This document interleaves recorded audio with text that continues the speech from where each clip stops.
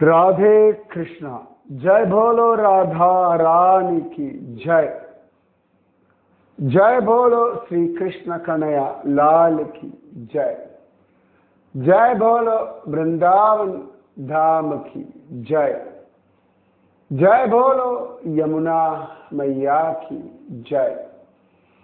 जय बोलो श्री कृष्ण कन्हैया लाल की जय। जय बोलो गोवर्धन गिरिराज की जय। பிருந்தாவனம். நான் நேற்று கொஞ்சம் பிஸியாக இருந்ததுனால ரெக்கார்ட் பண்ணல, டெல்லியிலேருந்து வந்ததுனால, நொய்டாலேருந்து. காரணமாக சொல்லலை, இருந்தாலும்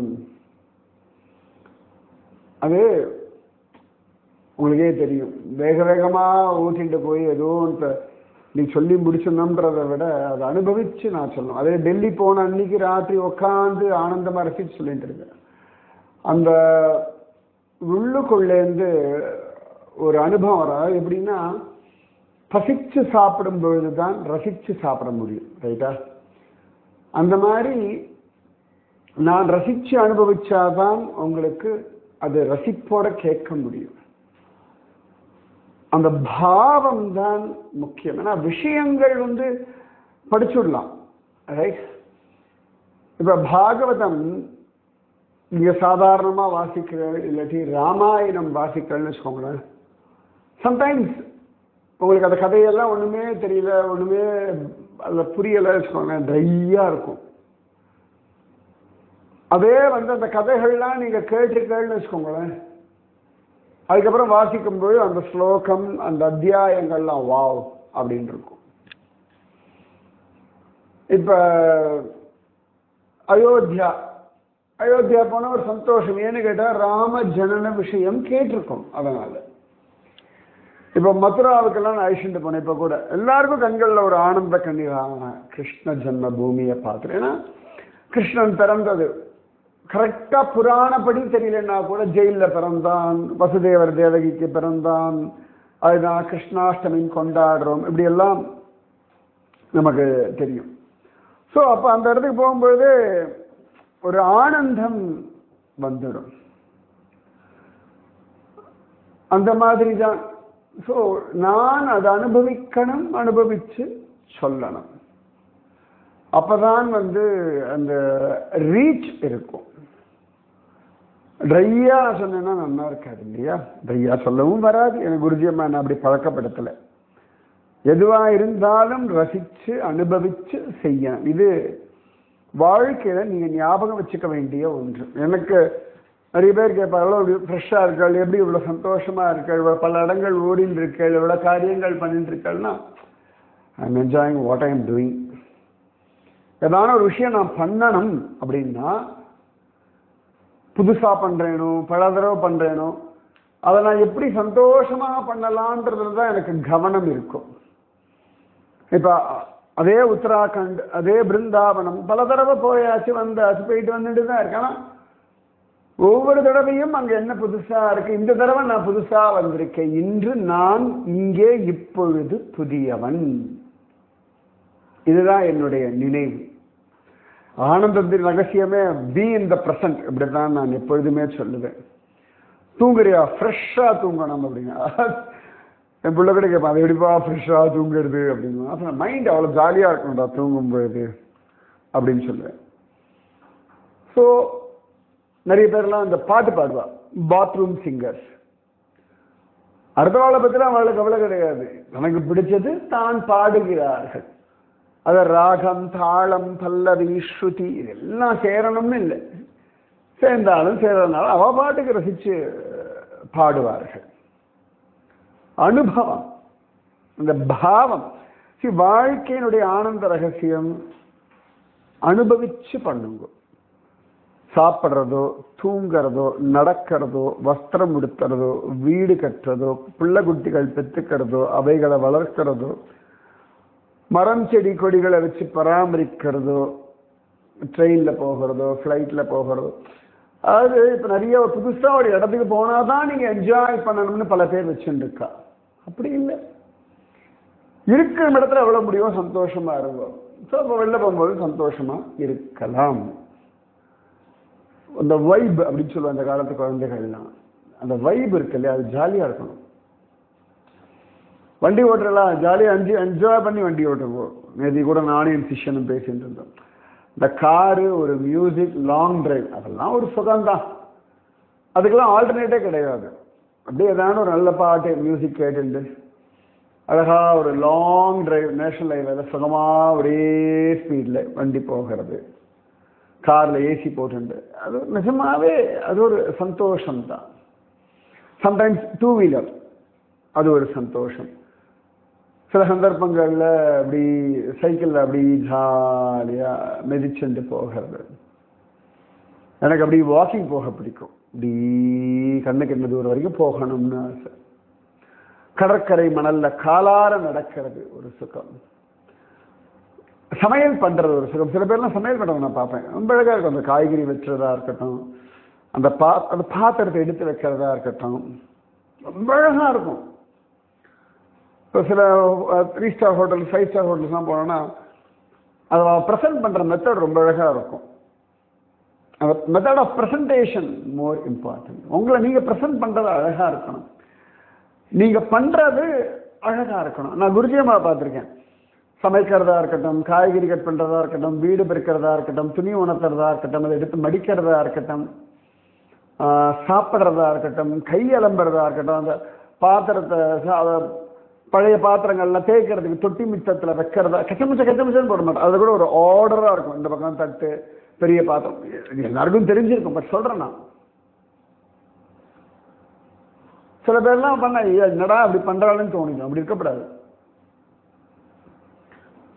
ஸோ பிருந்தாவனம் எதுவா இருக்கட்டும், நான் ரசிக்கிறத தான் நான் சொல்ல முடியும். நான் ரசிக்கிறத தான் நான் அனுபவிச்சாதான் நான் உங்களுக்கு அங்கே ஆனந்தத்தை தர முடியும். அதனால சம்டைம்ஸ் இப்படி ஒரு நாள் 2 நாள் இப்படி பிரேக் ஆகிடுறது. பட் ஸ்டில் எதுவுமே காரணம் கிடையாது. எனக்கு அப்படி ரிலாக்ஸா அதை உட்காந்து ஒரு நல்ல ஐஸ்கிரீம் சாப்பிட்ற மாதிரி ஜாலியாக உட்காந்துண்டு நல்ல கோடை காலத்தில், இல்லாட்டி நல்ல கோடை காலத்தில் நாங்கள் சின்ன பசங்களாக இருக்கும்போதெல்லாம் நிறைய வீடுகள் கட்டுவா. அப்போ அங்கங்கே மணல்லாம் போட்டு வச்சிருப்பா ரோடில். இந்த கோடை காலத்தில் சம்மர் வந்துச்சுன்னா அப்படியே மணலில் உட்காந்துருப்போம். சாயங்காலத்தில் அப்படியே மணலில் உட்காந்து எதையோ பேசிட்டு இருப்போம், என்னமோ பண்ணிட்டு இருப்போம். பெருசாக இப்போ ஞாபகம் ஒன்றும் இல்லை. ஆனால் அந்த ஆனந்தம், அந்த சந்தோஷம், அந்த சிரிப்பொலி மட்டும் காதுக்குள்ள ஒழிச்சுட்டு தானே இருக்கு. ஹாப்பினஸ், பக்தின்றது ரொம்ப சுலபம். ஆனந்தமா அனுபவிக்கும். சில பேருக்கு வெளிக்காலம் 2:30 மணிக்கு வந்து ஜபிக்கிறது ஆனந்தம். பண்ணுங்க, எதுவுமே குற்றம் கிடையாது. நான் திரும்ப அதான் சொன்னேன், பஜனை பிடிச்ச நல்லா பஜனை பாடு. உலகத்துக்காக இல்லை, உனக்காக, உன்னை உத்தேசிச்சு ஜாலியா சாப்பிடு. நான் சில சமயம் ஹோட்டல்ஸ் எல்லாம் பார்த்துருக்கேன், தனியா உட்காந்து சாப்பிடுவார்கள். ஜாலியா இருக்கும் பார்க்கறதா, ஊக்கம் அப்படின்னு. அது ரசிச்சு ருசிச்சு, அது அந்த தனிமையை ரசிக்கிறதுக்கும் ஒரு மனசு வேணும். கரெக்ட்? ஸோ எல்லா கதையும் எதற்காக, நான் நேற்று ஏன் ரெக்கார்ட் பண்ணலை அப்படின்றதுக்கான கதைகள். நான் அனுபவிக்காத ஒன்றை, நான் அனுபவிக்காம கடமைன்னு ஒரு விஷயத்தை என்னால் பண்ண முடியாது. ஏன்னா குருஜி அம்மாவுடைய ட்ரைனிங் அப்படி. ரசிச்சு அனுபவிச்சு தான் எதுவாக இருந்தாலும் பண்ணணும். ஸோ பிருந்தாவனம் ரசிக்கணும். அதுக்காக தான் நிதானமாக சொல்லிட்டு இருக்கேன். எவ்ரி பிட், யாத்திரை போனாலும் சரி, உபன்யாசம் பண்ணாலும் சரி, நடந்தாலும் சரி, கேட்டாலும் சரி, enjoy what you are doing. புரிகிறதோ? Enjoy enjoy enjoy enjoyment. Enjoy பண்ணா நீ வார்த்தை தப்பா போயிடுது. நிறைய பேருக்கு என்ஜாய் பண்ண ஒன்று விட்டேத்தியா சுத்துறது அப்படிலாம் இல்லை. உங்களுக்கு பிடிச்சதை நீங்க ஆசையா ரசிச்சு அனுபவிச்சு தொலைச்சு அதுல மூழ்கி எழுந்துக்கணும். இப்போ சைதன்ய மகாபிரபு, இப்போ அவருடைய சிஷ்யர்கள்லாம் பிருந்தாவனத்துல மறைந்து போன லீலாஸ்தலங்களை எல்லாம் கண்டுபிடிக்கிறார்கள். அவருக்கு பிடிச்சிருக்கு. எல்லாத்தையும் விட்டுட்டு வந்து தியானம் பண்ணி நாம ஜபம் பண்ணி, ஜெயதேவருக்கு அஷ்டபதி எழுத பிடிச்சிருக்கு. பீஷ்ம பிதாமகருக்கு விஷ்ணு சகஸ்ரநாமம் சொல்ல பிடிச்சிருக்கு. கமிட்மெண்ட் இல்லை, அவருக்கு பிடிச்சிருக்கு. அதனாலதான் மரணப்படுக்கையிலும் அவரால் அதை சொல்ல முடிந்தது. ரைட். அதனால சங்கரருக்கு ஊரூரா சுத்துறதும் கோவில்களை புனருத்தாரணம் பண்றதும் அவருக்கு பிடிச்சிருக்கு. பண்ற இந்த லைஃபே வந்து பிடிச்சது பண்றதுக்கு தான், பிடிச்சு பண்ணுங்க. ஓகேவா? ஸோ பிருந்தாவனத்துல ஒவ்வொரு இடமா பார்த்தோம், சில படித்துறைகள்லாம் சொன்னேன். பிருந்தாவனத்தை ஆரிஜினா அஸ்திவாரமாக கொண்ட நிறைய கோவில்கள், மூர்த்திகள் இன்னைக்கு அவைகள் பிருந்தாவனத்துல இல்லை, வெளியூர்ல இருக்கு. ஆனாலும் அந்த இடங்கள் இன்னைக்கும் பிருந்தாவனத்துல இருக்கு. இப்போ உதாரணத்துக்கு எடுத்துட்டோம்னா இந்த மதன் மோகன், கோவிந்த தேவ், கோபிநாத் இந்த மூர்த்திகள்லாம் இன்னைக்கு இருக்கிறது ஜெய்ப்பூர்ல. ஆனால் அந்த மூர்த்திகள் இருந்த இடத்துல இன்னைக்கு பிரதிப மூர்த்திகள் சொல்லுவா, ரிப்ளிகா மூர்த்திகள் இருக்கா. ஆனாலும் அந்த மூர்த்திகள்ன்றதை விட அந்த இடத்துக்கு இன்னைக்கு மதன் மோகன் தான், கோவிந்த தேவ் தான், கோபிநாத் தான் கொண்டாடிட்டு இருக்கும். அந்த மாதிரி ஒரு இடம் இன்னைக்கு சொல்றேன். இந்த கோவிந்த தேவ் கோவில் உள்ள நுழைஞ்சு இந்த கோவில் பிரதட்சணமா வரலாம். உள்ள கோவில் வாசல்ல நின்றுட்டு லெஃப்ட் சைட்ல அப்படி பிரதட்சணமா போனா அந்த சாக்ஷி கோபால் டெம்பிள் அப்படின்னு போட்டிருப்பாங்க. சாக்ஷி கோபாலன் எனக்கு ரொம்ப பிடிச்ச ஒருவன் அந்த சாக்ஷி கோபாலன். எனக்கு ரொம்ப ஃபேவரட் ஸ்டோரி இது. இன்னைக்கு அந்த சாக்ஷி கோபாலன் இருக்கிறது புவனேஸ்வர்ல இருந்து புரி போற வழியில இருக்கான். இன்னைக்கு அந்த ஊர் பேரு சாக்கி கோபால். சாக்ஷி வந்து கலோக்கியலா ஒடியா பாஷையில சாக்கி அப்படின்னு ஆயிடுது. அதனால சாக்ஷி கோபால், சாக்கி கோபால் ஆயிட்டான். ஊர் பேரு சாக்கி கோபால். அந்த சாக்கி கோபாலுடைய இடம் பிருந்தாவனம். இந்த சாக்ஷி கோபால பிரதிஷ்டை பண்ணது நம்ம வஜ்ரநாபன் அப்படின்னு காண கிடைக்கிறது. அவனுக்கு ஆரம்பத்துல கோபாலன்னு தான் பெயர், பின்னாடிதான் சாட்சி வந்தது. எங்கேருந்து அப்படின்னா இவன் பிருந்தாவனத்துல இன்னைக்கு கோவிந்த தேவ் கோவில் இருக்கிற இடத்துக்கு பக்கத்துல தான் அவன் இருந்தான். அந்த டெரிட்டரி, அந்த பிரிமிசஸ்குள்ளதான் இருந்தான். அந்த கோவிந்த தேவனுடைய ஏரியாக்குள்ளதான் அவன் இருந்தான். ஒரு காலகட்டத்துல தட்சிண பாரதம், நம்ம சவுத் இந்தியா தான், அதுல வித்யா நகரம்ன்றது ஹம்பி அப்படின்னு பல இடங்கள்ல காண கிடைக்கிறது. அந்த வித்யா நகரத்துல ஒரு யங்ஸ்டர் இருந்தான், இளைஞன். பேர் கல்யாண பிரம்மச்சாரி அப்படின்னு. சில இடங்கள்ல பெயர்கள் மாறும். அவன் அந்த ஊர்ல இருந்தான். பெரிய பணக்காரன்லாம் கிடையாது, நல்ல புத்திசாலி. ஏதோ வேலை பயந்து ஏதோ வாழ்க்கை நடத்திட்டு இருந்தான். தாய் தகப்பன்லாம் கிடையாது. ரொம்ப மரியாதையுள்ள பிள்ளை, உண்மையான ஒரு பிள்ளை, ஸ்ரத்தையோட தன் வாழ்க்கையை வாழக்கூடிய ஒரு பிள்ளை. உலகத்துல பெருசா யாருக்கும் அவனுக்கு தெரியாது. இன்னைக்கும் உலகத்துல பல பேர் நமக்கு தெரியாது. அதனால அவர்கள்லாம் பெரியாள் இல்லைன்னு அர்த்தம் கிடையாது. இன்னைக்கும் நம்ம இந்த சிபிஐல எல்லாம் இருப்பா, ரா இன்டெலிஜென்ஸ்ல எல்லாம் இருப்பா. அவ அடையாளம் கூட உலகத்துக்கு தெரியாது. எனக்கு தெரிஞ்சு நான் எங்கேயோ ஞாபகம் இல்லை, ஏதோ ஒரு இடத்துக்கு நான் போகும்போது யார் வீட்டில் தெரிஞ்சவாள் என்னமோ சொன்னான். இந்த மாதிரி அவளோட ஹஸ்பண்ட் வந்து சிபிஐல இருக்காரு, எப்போ வராரு எப்போ போறாரு யாருக்குமே தெரியாது, எங்க இருக்காருன்னு கூட தெரியாது, மனைவிக்கே எப்பயாவது தான் தெரியும் அப்படின்னு தான் சொல்லுவார்கள். ஸோ அந்த மாதிரி அப்போ அவள்லாம் தான் தேசத்தை காப்பாத்திட்டு இருக்கா, தன்னை வெளிக்காட்டி கொள்ளாமல். பிஹைண்ட் த ஸ்கிரீன் சொல்லுவாங்க இல்லையா, திரைக்கு பின்னால். ராத்திரி நாமெல்லாம் தூங்கிட்டு இருக்கோம், அப்படியும் மிலிட்ரியில இருக்கவா, எல்லை பாதுகாப்பு படையில இருக்கவா, எல்லை பாதுகாப்புல இருக்கா, போலீஸ்காரா, கூர்கா, நம்ம அபார்ட்மெண்ட்ஸ்ல எல்லாம் காவல் இருக்கக்கூடிய செக்யூரிட்டி வேலை பார்க்கக்கூடியவா, அப்புறமா எம்இஎஸ் எலக்ட்ரிசிட்டி போர்டில் வேலை செய்கிறவா, இபியில் வேலை செய்கிறவா, அப்புறமா எங்கேயோ பேப்பர் பிரிண்ட் ஆகி ராத்திரி எல்லாம் ட்ராவல் பண்ணி அந்த பேப்பரெல்லாம் கொண்டு வந்து கொடுக்குறவா, எத்தனையோ சாமான்கள் காய்கறிகள்லாம் ராத்திரி ஆயாச்சுன்னா அப்படியே வரும். இப்போ பெட்ரோல்லாம் நம்ம வண்டியில் போடுறோம். அந்த பெட்ரோல் வண்டி ஓட்டுறவாள்லாம் விடிய விடிய ஓட்டிட்டு வந்து பெட்ரோல் பங்க்கில் வந்து ஃபில் பண்ணிவிட்டு அப்புறம் போவாள். நைட்டெல்லாம் அவள் வண்டி ஓட்டுவா, பகலெல்லாம் அவள் தூங்குவா. ஸோ இவர்கள்லாம் வெளியில் தெரியாத ஹீரோஸ். நம்ம அம்மாக்களுடைய வேலைகள் கூட நமக்கு தெரியாது இல்லையா? குடும்ப தலைவிகள், ஆஃபீஸ் போயிட்டு வர ஸ்திரீகள், எவ்வளவோ கஷ்டங்கள், நஷ்டங்கள், மான அவமானங்கள், சரீர உபதிரவங்கள், மாதாந்திர தீட்டு சமயத்துலலாம் வீட்டில் இருக்க லேடிஸுக்கும் கஷ்டம், இல்லாட்டி ஆஃபீஸும் போயிட்டு வீட்டு வேலையும் பார்க்கக்கூடிய லேடிஸ், இந்த மாதிரி எவ்வளவோ கஷ்டங்கள். 40-45 வயசுலாம் ஆயிடுச்சுன்னா இந்த மெனோபாஸ், அவளோட சஃபரிங்ஸ். ஆண்கள் சில நாள்லாம் அப்பாடான்னு உட்காரணும்னு தோணும், இல்லை இல்லை வேலைக்கு போகணும் அப்படின்னு போயிடுவான். சமயத்தில் குடும்பத்தெல்லாம் அழிச்சுட்டு வெளியூர்லாம் போவா, ரொம்ப செலவு பண்ணுவா. இன்னும் 2 நாள் ரிலாக்ஸாக இருக்கலாம்னு தோணும். அப்பா இல்லை இல்லை 2 நாள்லாம் இன்னும் இவ்வளோ செலவாகும், இல்லை வீட்டுக்கு கிளம்பிடலாம் போதும்னு சொல்லி வருஷத்தில் ஒரு 5 நாளோ 10 நாளோ ஒவ்வொருத்தருக்கும் ஒரு அவளுடைய சம்பளம், அதுக்கேற்ற மாதிரி ஒரு வாழ்க்கை. ஸோ எல்லாருமே ஹீரோஸ் தான், எல்லாருமே ஹீரோயின் தான். நீங்களும் நாயகன் தான், நீங்களும் நாயகி தான். உலகத்துக்கு தெரிகிறதோ இல்லையோ, உங்களை தெரிஞ்ச சில பேருக்கு நீங்கள் நாயகர்கள். நீங்களும் யாரோ சில பேருடைய வாழ்க்கைக்கு இன்ஸ்பிரேஷனாக தான் இருக்கு. நீங்களும் உங்களுடைய வார்த்தைக்கும் சில பேரிடத்துல விலை இருக்கத்தான் செய்யார்கள். அதனால நான் தண்டம், நான் பிரயோஜனம் இல்லை, என் வாழ்க்கைக்கு ஒரு அர்த்தம் அப்படிலாம் சொல்லாதீங்க.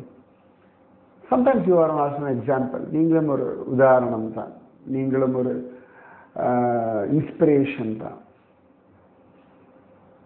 நீங்களும் பல பேருடைய வாழ்க்கைக்கு ஏதோ ஒரு நல்லது பண்ணிட்டு தான் இருக்கிறீர்கள், நோ டவுட்.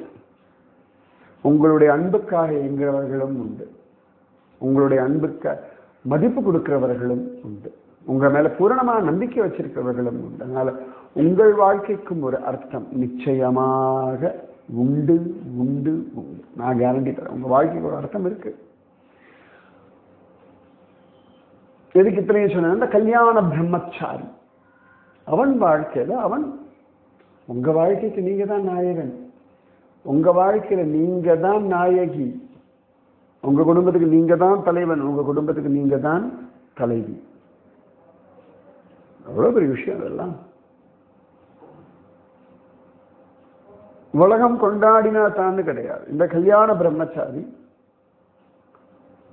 அந்த மாதிரி ஸ்ரத்தையுடைய ஒரு பிள்ளை.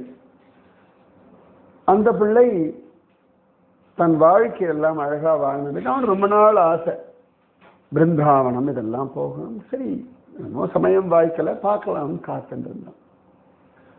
அப்ப அந்த கிராமத்திலேயே ஒரு வயதானவர் இருந்தார், இவன் வீட்டுக்கு பக்கத்திலேயே இருந்தார். அவருக்கும் பிருந்தாவனம், ரதங்கள், காசி, பிரயாக்ராஜ், அயோத்தியா, மதுரா எல்லாம் போகணும்னு ஒரு ஆசை. ஆனா கூட வரதுக்கு யாராவது ஆள் துணை இருந்தா தேவையில்லைன்னு நினைச்சார். அவருடைய மனைவி பிஸி, வரல. மகன் மகள் அவளும் வர முடியல. வயசு பொண்ணு அழிச்சுண்டு பல ஊர்கள் போகிறதுல அவருக்கு அவ்வளோ உடன்பாடு இல்லை. குடும்பத்தை எல்லாரும் சேர்ந்து போனால் பரவாயில்ல, ஆனால் அவருக்கு அந்த மாதிரி சமயம் அமைய மாட்டேங்க. சந்தர்ப்பங்கள் நான் பார்க்குறோம், வயசான வாழ்க்கை அங்கே போகணும் இங்கே போகணும் ஆசை இருக்கும். ஏன்னா அவள் இள வயசுல குடும்பத்துக்காக உழைச்சுட்டா. பட் அந்த டைம் என்ன ஆயிடுறது, அவள் பிள்ளைகளோ மகள்களோ அவள் லைஃப்ல அவள் உழைச்சி ஓடின்னு இருக்கா, அவளுடைய குடும்பத்தை பார்த்துட்டு இருக்கா. ஸோ அவளுக்கும் டைம் ஸ்பெண்ட் பண்றதுன்றது ஒரு குதிரை கும்பான விஷயமா தான் இருக்கு. ஆனா இவர் பிரார்த்தனை பண்ணிட்டு இருந்தார், எனக்கு இதெல்லாம் போகணும்பா. கேளுங்கோ, நான் திரும்ப திரும்ப அதான் சொல்றேன், இது லாஜிக்கலி ரைட்டா, ப்ராக்டிக்கலி பாசிபிளா, அதெல்லாம் விட்டுட்டு எனக்கு இதெல்லாம் வேணும்னு நீங்கள் நினைப்பதற்கான தகுதி, அதிகாரமும் உரிமையும் சுவாமி கொடுத்திருக்காரு. இதுக்கு வந்து நீங்க யார்கிட்டையும் பர்மிஷன்லாம் வாங்க வேண்டாம், ஜாலியா கேளுங்க. கேட்டதும் கொடுப்பவனே கிருஷ்ணா கிருஷ்ணா. கேளுங்கோட ஆசை தீர கேளுங்க, புலம்பாதீங்க. அது முக்கியமா புலம்பாதீங்கோ. அவா போராளி, அவளுக்கு போகலாமே, நான் போகக்கூடாதா, நான் திரும்பி திரும்பி, எனக்கு இதெல்லாம் வந்து ஐதிகாரம், வேஸ்ட் ஆஃப் டைம். எனக்கு இது வேணும், இதோட நிறுத்திக்கோங்க. எனக்கு திரும்ப திரும்ப பிருந்தாவனம் போகணும், வருஷத்துக்கு 10 வாட்டி போகணும். கேட்டுத்தான் பாருங்க. எனக்கு என்ன வருஷத்துக்கு ஒரு 4-5 தடவை போயிடணும் பத்ரிகாசிரம்னு. அநியாயத்துக்கு பகவான் கிருபை பண்ணிட்டுதான் இருக்கான். கேளுங்கள், நிச்சயமாக கண்ணன் கொடுப்பான். இவன் ஒரு பக்கம் கேட்டு இருக்கான், அந்த வயசான ஒரு பக்கம் கேட்டு இருக்கார். ஒரு நாள் 2 பேரும் பார்த்தார்கள். இவர் சொன்னார், அப்பா நான் எல்லா செலவும் நான் பார்த்துக்கிறேன், என் கூட நீங்க துணைக்கு வந்தால் போதும்.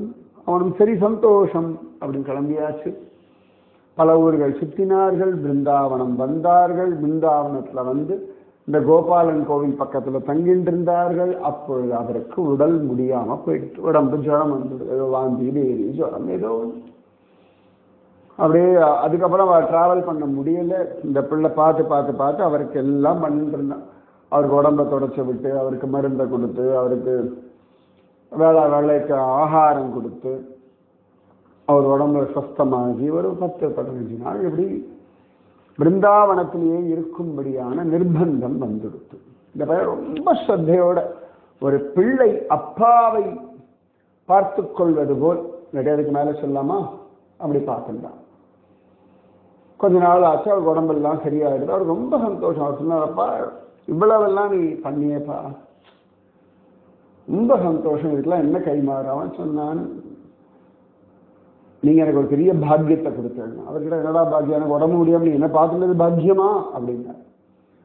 அப்பா அவன் சொன்னான், இல்லை தப்பா எடுத்துக்காதீங்க, உங்களுக்கு உடம்பு முடியாம போனதுனாலேயே ஒரு 10-15 நாள் பிருந்தாவனத்தை இருக்கும்படியான நிர்பந்தம் வந்து கொடுத்து. ஸோ வாழ்க்கையில் பிருந்தாவனம் பார்க்கணும்னு நினைச்சேன், இப்போ பிருந்தாவன வாசமே கிடைச்சிடுத்து. ஸோ அதனால அதுக்கு நீங்க தான் எனக்கு அனுகிரகம் பண்ணுறதுன்னா. அவர் சிரிச்சார். அவர் சிரிச்சுதான் கேட்டாப்பா, நீ ஒன்றும் எனக்காக என் உடம்பு சரியாக உடம்புக்கு வர்றத பண்ணியோன்னு. அதெல்லாம் இல்லை சுவாமி, உங்களுக்கு வந்ததுல எனக்கு இப்படி பிருந்தாவன வாய்ப்பு கிடைச்சது, வாசம் கிடைச்சதுன்னு சொன்னால இது ஒரு அழகு. என்ன அங்கே போனேன் மாட்டின்ட்டு அப்படி புலம்பாதீங்க. அதிலும் ஏதோ ஒன்று நன்மை இருக்கிறது. நன்மையின்றி எதுவும் இல்லை, நன்மையை தவிர எதுவுமே இல்லை இல்லை இல்லை. மீதி விஷயம் நாளை நாளை நாளை. ராதே கிருஷ்ணா கிருஷ்ணா ராதே. जय बोलो राधा रानी की जय, जय बोलो श्री कृष्ण कन्हैया लाल की जय, जय बोलो वृंदावन धाम की जय, जय बोलो यमुना मैया की जय, जय बोलो गोवर्धन गिरिराज की जय, जय बोलो साक्षी गोपाल की जय जय जय. राधे कृष्णा.